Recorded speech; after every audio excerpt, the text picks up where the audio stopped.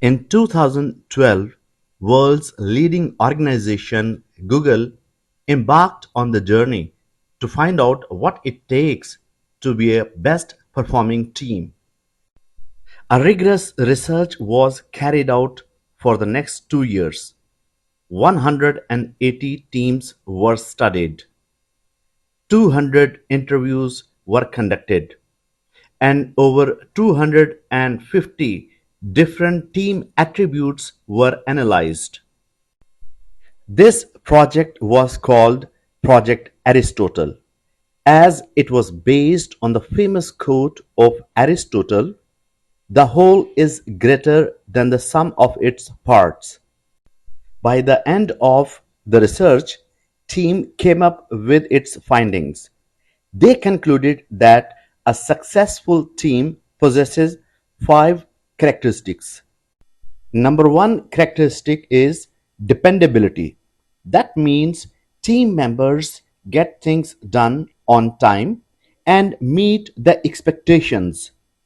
Structure and clarity is the second characteristic. That means high performing teams have clear goals and well defined roles within the group. The third characteristic is meaning, which means the work each member is doing has a significance for him. He finds purpose in that work. Fourth characteristic is impact. The group believes that their work is purposeful and positively impacts the greater good of the organization. And the fifth characteristic is psychological safety. It happens when employees feel comfortable asking for help, sharing suggestions, or challenging the status quo without the fear of negative social consequences. Organizations with psychological safety are more likely to be innovative, embrace diversity, and adapt well to the changes. Now we will discuss more about psychological safety. If you want to assess psychological safety in your organization, go through the 7 questions Emy Edmondson has developed. Number 1. If you make a mistake on this team, it is not held against you. Number 2. Are members of the team able to bring problems and issues? Are people on the team sometimes get accepted for being different? Fourth question is it safe to take risks on this team? Fifth question is it difficult to ask other members of the team for help?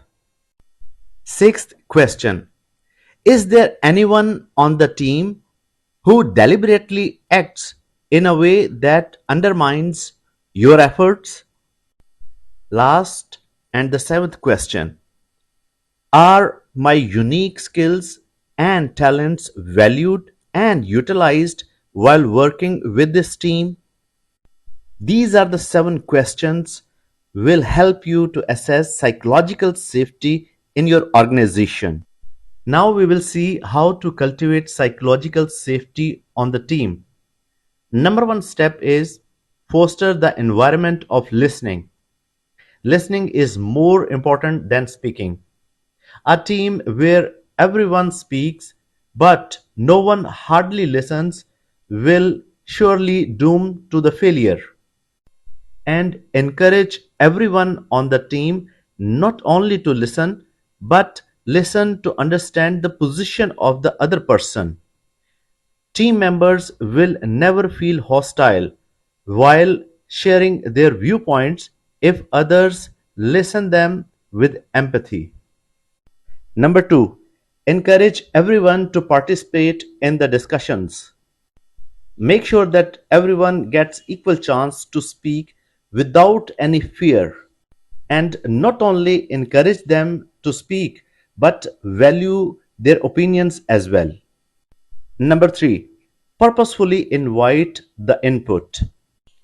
Instead of waiting for other participants to speak, invite them to speak. Ask for their suggestions or opinions. They feel privileged in this way. Ask open-minded questions for getting their responses. Number 4, handle failure positively. If they make mistakes, give them chance to make more mistakes. In this way, they will feel confident and they will never be able to reluctant to do any tasks. Let them learn good lessons for their mistakes. And number 5, welcome new ideas, even the wildest ones. Always create a space for new ideas, even if they sound foolish. This is how you will encourage them to think out of the box. Sometimes the ideas which feel foolish at the moment may sound wise in forthcoming days. If you practice these steps, you will cultivate psychological safety on your team